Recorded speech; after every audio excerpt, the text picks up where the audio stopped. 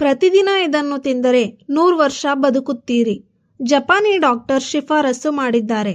90% ರೋಗಗಳು ಕಡಿಮೆ ಆಗುತ್ತದೆ. ಕ್ಯಾನ್ಸರ್ ಕೂಡ ಸತ್ತು ಹೋಗುತ್ತದೆ.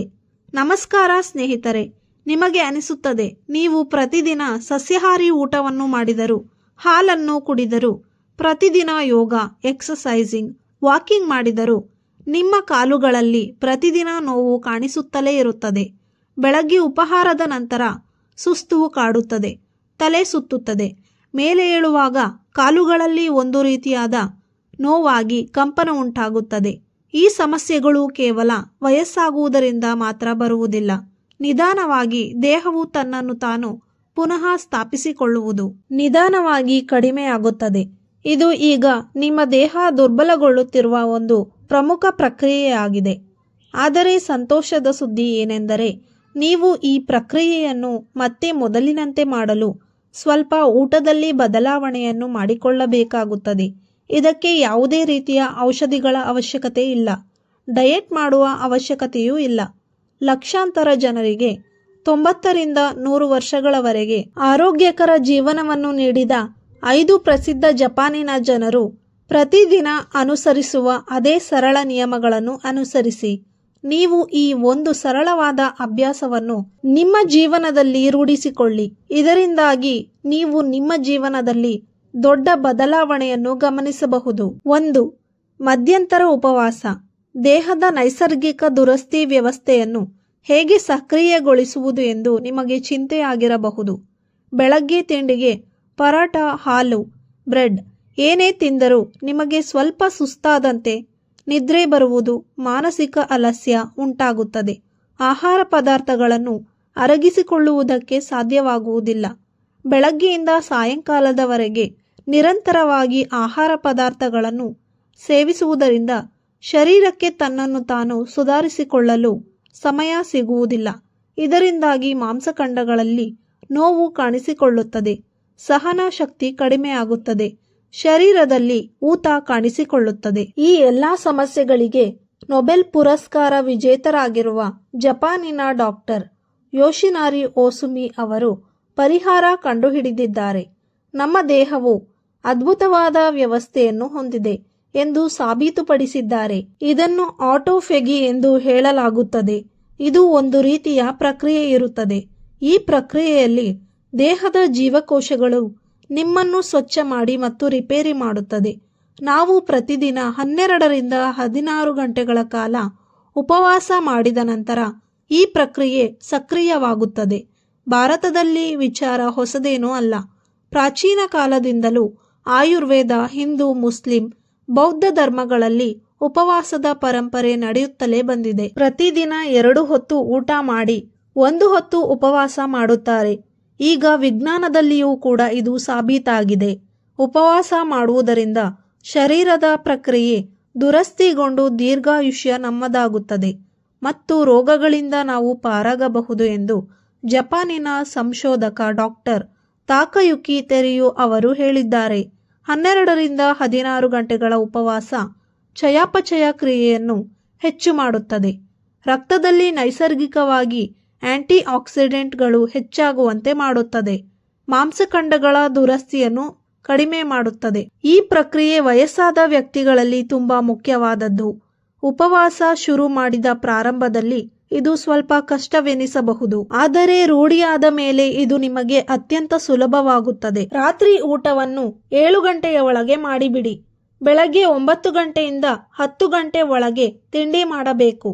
ಬೆಳಗ್ಗೆ ಎದ್ದ ತಕ್ಷಣ ಖಾಲಿ ಹೊಟ್ಟೆಯಲ್ಲಿ 1 ಲೋಟ ಉಗುರು ಬೆಚ್ಚಗಿನ ನೀರಿನಲ್ಲಿ ಸ್ವಲ್ಪ ಅರಿಶಿಣ ಅಥವಾ ಜೇನುತುಪ್ಪವನ್ನು ಸೇರಿಸಿ ಕುಡಿಯಬೇಕು. ಪ್ರತಿದಿನ ಹಣ್ಣು ತರಕಾರಿಗಳನ್ನು ಸೇವಿಸಬೇಕು. ಇದರಿಂದ ದೇಹಕ್ಕೆ ಹೆಚ್ಚು ಆಯಾಸ ಆಗುವುದಿಲ್ಲ.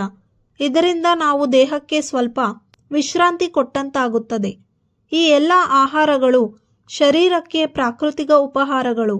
ಇದರಿಂದ ಚಯಾಪಚಯ ಕ್ರಿಯೆ ತುಂಬಾ ಸುಲಭವಾಗಿ ನಡೆಯುತ್ತದೆ. ತಜ್ಞರ ದೃಷ್ಟಿಕೋನ ಏಕೆ ಮಧ್ಯಂತರ ಉಪವಾಸವೇ ಅಂತಿಮ ಪರಿಹಾರ ಎಂದು ಹೇಳಿದ್ದಾರೆಂದರೆ, ನೊಬೆಲ್ ವಿಜೇತ ಓಸುಮಿ ಅವರು ಇದನ್ನು ಸಾಬೀತುಪಡಿಸಿದ್ದಾರೆ. ನಾವು ಪ್ರತಿದಿನ 3 ಹೊತ್ತು ಊಟ ಮಾಡುವುದು, ನಡುವೆ ಸ್ನ್ಯಾಕ್ಸ್ ತಿನ್ನುವುದರಿಂದ ಪಚನ ಕ್ರಿಯೆ ಸರಿಯಾಗಿ ನಡೆಯುವುದಿಲ್ಲ. ತನ್ನನ್ನು ತಾನು ಸ್ವಚ್ಛಗೊಳಿಸಲು ದೇಹಕ್ಕೆ ಸಮಯ ಸಿಗುವುದಿಲ್ಲ. ಇದರಿಂದಾಗಿ ದೇಹಕ್ಕೆ ಬೇಗನೆ ವಯಸ್ಸಾಗಲು ಜೊತೆಗೆ ದಣಿವಾಗಲು ಶುರುವಾಗುತ್ತದೆ. ನೀವು ಒಂದು ಹೊತ್ತು ಉಪವಾಸ ಮಾಡುವುದರಿಂದ ದೇಹಕ್ಕೆ ಖಾಲಿ ಸಮಯ ಸಿಕ್ಕಂತಾಗುತ್ತದೆ. ತನ್ನನ್ನು ತಾನು ಸ್ವಚ್ಛ ಮಾಡಿಕೊಂಡು ನಮಗೆ ಆರೋಗ್ಯವನ್ನು ಒದಗಿಸುತ್ತದೆ. ನೀವು ಉಪವಾಸ ಮಾಡಿದಾಗ ಶರೀರ ಪಚನ ಕ್ರಿಯೆಯನ್ನು ಬಿಟ್ಟು ನಿಮ್ಮ ದೇಹದಲ್ಲಿರುವ ದುರಸ್ತಿ ಕಾರ್ಯಗಳನ್ನು ಮಾಡಲು ಶುರು ಮಾಡುತ್ತದೆ. ಎಲ್ಲಿ ನೋವುಗಳು ಇರುತ್ತವೆ ಅದನ್ನು ಶಮನ ಮಾಡುತ್ತದೆ. ತಜ್ಞರ ಪ್ರಕಾರ ಮಧ್ಯಂತರ ಉಪವಾಸ ಮಾಡುವುದರಿಂದ ನಮ್ಮ ದೇಹಕ್ಕೆ 3 ಉಪಯೋಗಗಳು ಆಗುತ್ತವೆ. ದೇಹದ ದುರಸ್ತಿ ಕಾರ್ಯ ಸಕ್ರಿಯಗೊಳ್ಳುತ್ತದೆ. ಸತ್ತು ಹೋಗಿರುವ ಜೀವಕೋಶವನ್ನು ಹೊರಗೆ ಹಾಕುತ್ತದೆ. ಜೊತೆಗೆ ರಕ್ತ ಚಲನೆಯನ್ನು ಸರಿ ಮಾಡುತ್ತದೆ. ಟೈಪ್ 2 ಡಯಾಬಿಟಿಸ್ನ ತೊಂದರೆಯನ್ನು ಸಹ ಕಡಿಮೆ ಮಾಡುತ್ತದೆ. ಕಾಲುಗಳಲ್ಲಿನ ನೋವನ್ನು ಕಡಿಮೆ ಮಾಡುತ್ತದೆ. ಕೀಲು ನೋವನ್ನು ಕಡಿಮೆ ಮಾಡುತ್ತದೆ. ನಮ್ಮಲ್ಲಿ ಶಕ್ತಿ ಹೆಚ್ಚಾಗುತ್ತದೆ. ಆಗ ನಮಗೆ ಯಾವುದೇ ಔಷಧಿಗಳ ಅವಶ್ಯಕತೆ ಇರುವುದಿಲ್ಲ. ಯಾವುದೇ ದುಬಾರಿ ರೀತಿಯ ಸಪ್ಲಿಮೆಂಟ್ಗಳು ಬೇಡ. ಕೇವಲ 12ರಿಂದ 16 ಗಂಟೆಗಳ ಕಾಲ ಉಪವಾಸ ಮಾಡಿದರೆ ಸಾಕು. ಶರೀರ ಮತ್ತೆ ಮೊದಲಿನಂತೆ ಚುರುಕುಗೊಳ್ಳುತ್ತದೆ. ಇದರಿಂದಲೇ ಜಪಾನಿನ ಡಾಕ್ಟರ್ಗಳು ಸಲಹೆ ನೀಡುವುದು ಬೆಳಗ್ಗೆ ಉಪಹಾರದಲ್ಲಿ ಕಡಿಮೆ ತರಕಾರಿ ಹಾಗೂ ಪಾನೀಯಗಳನ್ನು ಸೇವಿಸಬೇಕು. ಇದರಿಂದ ಶರೀರಕ್ಕೆ ಆರಾಮ ಸಿಗುತ್ತದೆ. ನೀವು ಸರಿಯಾದ ರೀತಿಯ ಆಹಾರ ಪದ್ಧತಿಯನ್ನು ಅನುಸರಿಸುವುದರಿಂದ ಮಧ್ಯಂತರ ಉಪವಾಸ ಮಾಡುವುದರಿಂದ ನೀವು ಕಳೆದುಕೊಂಡಿರುವ ನಿದ್ದೆ ಮತ್ತೆ ಮೊದಲಿನಂತೆ ಸರಿ ಹೋಗುತ್ತದೆ. ನಿಮ್ಮ ಮೊಣಕಾಲು ನೋವು ಕೂಡ ಸರಿ ಹೋಗುತ್ತದೆ. 2.80% ಮಾತ್ರ ನಾವು ಊಟ ಮಾಡಬೇಕು. ನಿಮಗೆ ನೆನಪಿದೆಯೇ, ನಮ್ಮ ತಾಯಿ ಮತ್ತು ಅಜ್ಜಿ ಹೇಳುತ್ತಿದ್ದರು, ಹೊಟ್ಟೆ ಬಿರಿಯುವಷ್ಟು ಊಟ ಮಾಡಬೇಡಿ, ಉಸಿರಾಡುವುದಕ್ಕೆ ಸ್ವಲ್ಪ ಜಾಗ ಬಿಡಿ ಎಂದು. ನಮ್ಮ ದೇಹದ 80% ಊಟವನ್ನು ನಾವು ಸೇವಿಸಿದ ಮೇಲೆ ಮುಂದೆ ಊಟ ಮಾಡುವುದನ್ನು ಬಿಟ್ಟು ಬಿಡಬೇಕು. ಜಪಾನಿನ ಓಸಿನಾವೋ ಎನ್ನುವ ಕ್ಷೇತ್ರದಲ್ಲಿ 100 ವರ್ಷಕ್ಕಿಂತಲೂ ಹೆಚ್ಚು ಆಯಸ್ಸನ್ನು ಹೊಂದಿರುವ ಜನರು ಅಲ್ಲಿ ಈಗಲೂ ವಾಸ ಮಾಡುತ್ತಿದ್ದಾರೆ. ಇದೇ ಪರಂಪರೆಯಲ್ಲಿ ಮುಂದುವರೆದುಕೊಂಡು ಬಂದಿದೆ. ಅಲ್ಲಿ ಪ್ರತಿಯೊಬ್ಬ ಮಹಿಳೆಯರು ಕೂಡ ಪ್ರತಿದಿನ ವಾಕಿಂಗ್ ಮಾಡುತ್ತಾರೆ, ಯೋಗ ಮಾಡುತ್ತಾರೆ ಮತ್ತು ತಮ್ಮ ಕೆಲಸಗಳನ್ನು ತಾವೇ ಸ್ವತಃ ಮಾಡಿಕೊಳ್ಳುತ್ತಾರೆ. ಯಾವುದೇ ರೀತಿಯ ಹೆವಿ ಫುಡ್ಗಳನ್ನು ತಿನ್ನದೆ ಸಾಧಾರಣ ಊಟವನ್ನು ಮಾಡುತ್ತಾ ಉಪವಾಸವನ್ನು ಮಾಡುತ್ತಾರೆ. ಯಾವುದೇ ರೀತಿಯ ಡಯಟ್ ಅಥವಾ ಸಪ್ಲಿಮೆಂಟ್ಗಳನ್ನು ತೆಗೆದುಕೊಳ್ಳದೆ ಕೇವಲ ಮಿತ ಆಹಾರವನ್ನು ತೆಗೆದುಕೊಳ್ಳುತ್ತಾ ತಮ್ಮ ಜೀವನ ಮತ್ತು ಆಯಸ್ಸನ್ನು ಮತ್ತಷ್ಟು ಹೆಚ್ಚಿಸಿಕೊಳ್ಳುತ್ತಿದ್ದಾರೆ. ವೈಜ್ಞಾನಿಕವಾಗಿ ಕೂಡ ಇದು ದೃಢಪಟ್ಟಿದೆ. ಮಿತ ಆಹಾರವನ್ನು ಸೇವಿಸುವುದರಿಂದ ದೇಹದಲ್ಲಿನ ಇನ್ಸುಲಿನ್ ಮಟ್ಟವನ್ನು ಕಡಿಮೆ ಮಾಡುತ್ತದೆ. ಜೀರ್ಣಕ್ರಿಯೆಯ ಮೇಲೆ ಆಗುವ ಒತ್ತಡವನ್ನು ಕಡಿಮೆ ಮಾಡುತ್ತದೆ. ದೇಹಕ್ಕೆ ತನ್ನಷ್ಟಕ್ಕೆ ತಾನೇ ದುರಸ್ತಿ ಮಾಡಿಕೊಳ್ಳಲು ಸಹಾಯ ಮಾಡುತ್ತದೆ. ಡಾಕ್ಟರ್ ಹೇಳುವ ಪ್ರಕಾರ ಕಡಿಮೆ ಆಹಾರವನ್ನು ಸೇವಿಸುವುದರಿಂದ ದೇಹವು ಚುರುಕಾಗುತ್ತದೆ ಮತ್ತೆ ಮನಸ್ಸನ್ನು ಕೂಡ ಶಾಂತಗೊಳಿಸುತ್ತದೆ. ಡಾಕ್ಟರ್ ಪ್ರಕಾರ ಜಾಸ್ತಿ ಸ್ವೀಟ್ಗಳನ್ನು ತಿನ್ನಬಾರದು. ಜೊತೆಗೆ ಸ್ನ್ಯಾಕ್ಸ್ಗಳನ್ನು ತಿನ್ನಬಾರದು. ಹೊಟ್ಟೆ ತುಂಬುವುದಕ್ಕಿಂತ ಮುಂಚೆ ಊಟವನ್ನು ಬಿಟ್ಟು ಬಿಡಬೇಕು. ಆರಂಭದಲ್ಲಿ ಇದು ನಿಮಗೆ ಕಷ್ಟವೆನಿಸಬಹುದು, ಆದರೆ ಅಭ್ಯಾಸ ಮಾಡುತ್ತಾ ಹೋದರೆ ಎಲ್ಲವೂ ಸರಳವಾಗುತ್ತದೆ. 3. ಜಪಾನಿ ಉಪಹಾರ.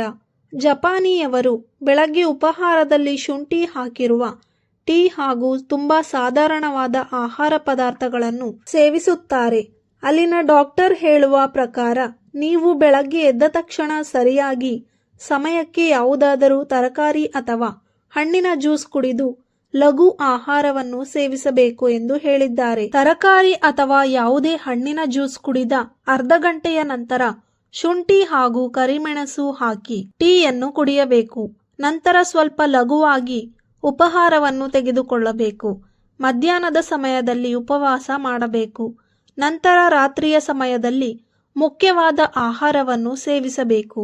ತರಕಾರಿ ಸೂಪ್, ಕಿಚಡಿ ಮತ್ತು ಬ್ರೌನ್ ರೈಸ್ ಯಾವುದಾದರೂ ಸೇವಿಸಬಹುದು. ಪ್ರತಿದಿನ ಕ್ಯಾರೆಟ್ ಜ್ಯೂಸನ್ನು ಕುಡಿಯುವುದರಿಂದ ರಕ್ತವನ್ನು ಶುದ್ಧಿ ಮಾಡುತ್ತದೆ ಮತ್ತು ಲಿವರ್ ಅನ್ನು ಕೂಡ ಶುದ್ಧವಾಗಿರಿಸುತ್ತದೆ. ಹಾಗೆ ಕಣ್ಣುಗಳಿಗೆ ಯಾವುದೇ ತೊಂದರೆ ಬರದಂತೆ ನೋಡಿಕೊಳ್ಳುತ್ತದೆ. ಸೇಬು ಹಣ್ಣಿನ ಜ್ಯೂಸ್ ಕೂಡ ದೇಹಕ್ಕೆ ಶಕ್ತಿಯನ್ನು ನೀಡುತ್ತದೆ. ಶುಂಠಿಯ ಸೇವನೆಯಿಂದ ಶರೀರಕ್ಕೆ ಬೇಕಾದ ಕ್ಯಾಲ್ಸಿಯಂ, ಪೊಟ್ಯಾಷಿಯಂ ಹೆಚ್ಚಾಗಿ ಸಿಗುತ್ತದೆ. ಆರೋಗ್ಯವನ್ನು ಸುಧಾರಿಸುತ್ತದೆ ಹಾಗೂ ರಕ್ತದ ಪರಿಚಲನೆಯನ್ನು ಚುರುಕುಗೊಳಿಸುತ್ತದೆ. 4. ಹಣ್ಣಿನ ಜ್ಯೂಸ್ಗಳು. ಬೆಳಗ್ಗೆ ಎದ್ದ ತಕ್ಷಣ ಯಾವುದಾದರೂ ಹಣ್ಣಿನ ಜ್ಯೂಸ್. ಎಲ್ಲ ಹಣ್ಣುಗಳಲ್ಲಿಯೂ ಪ್ರಾಕೃತಿಕವಾಗಿ ಸಕ್ಕರೆ ಅಂಶ ಇರುತ್ತದೆ. ನೀವು ಜ್ಯೂಸ್ ಸಪ್ಪೆ ಆಗಿದೆ ಎಂದು, ಕಹಿ ಆಗಿದೆ ಎಂದು ಇದರಲ್ಲಿ ಸಕ್ಕರೆಯನ್ನು ಹಾಕಿ ಕುಡಿಯುವುದರಿಂದ ನಿಮ್ಮ ದೇಹ ಬೆಳಗಿನ ಸಮಯದಲ್ಲಿ ಚಯಾಪಚಯ ಕ್ರಿಯೆಗೆ ಅಡ್ಡಿಯಾಗುತ್ತದೆ. ನಿಮ್ಮ ದೇಹದಲ್ಲಿನ ಬೆಳಗಿನ ಸಮಯದಲ್ಲಿ ಚಯಾಪಚಯ ಕ್ರಿಯೆ ಸರಿಯಾಗದಿದ್ದರೆ ನಿಮ್ಮ ಚರ್ಮದಲ್ಲಿ ಫ್ಯಾಟ್ ಶೇಖರಣೆಯಾಗಲು ಶುರುವಾಗುತ್ತದೆ. ದೇಹಕ್ಕೆ ಸಕ್ಕರೆ ಅಂಶ ಜಾಸ್ತಿ ಹೋದಾಗ ದೇಹದಲ್ಲಿ ಗ್ಲೂಕೋಸ್ ಲೆವೆಲ್ ಕೂಡ ತಕ್ಷಣ ಜಾಸ್ತಿ ಆಗುತ್ತದೆ.